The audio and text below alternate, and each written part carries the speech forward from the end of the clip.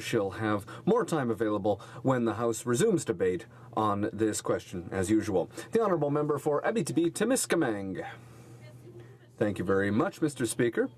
Given that I have relatively little time ahead of me, one of the important points is ensuring that we respect provincial jurisdiction in healthcare, and so I will send my recommendations directly to the member.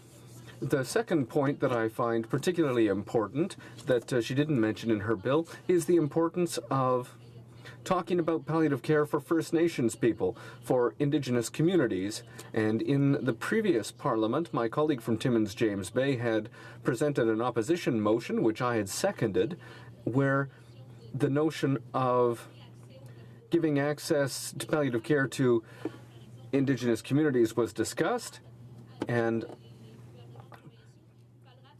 it's essential that there be representatives of First Nations present when the federal government and provincial governments negotiate on this, particularly given that the federal government is responsible for care for Indigenous peoples and needs to act.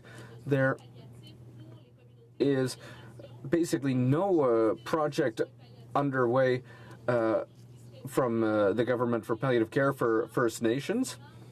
I know that in a community in my riding, there's a palliative care home that is interested in putting in place a program for Indigenous peoples, but they don't have the funding they need for that. They would be ready to put a project in place, so it would be possible to start some concrete projects for First Nations people to ensure that they have access to palliative care that meets their cultural needs. And I think it's very important that there be amendments to the bill so that we really speak to the specific needs of First Nations, that we understand their cultural relationship with death, and ensure that there are good care options in rural areas. We need to ensure that they get funding immediately so that we can get these projects in place. So I think that it's very important. I will speak directly to that with the sponsor of this bill for the studying committee. Thank you.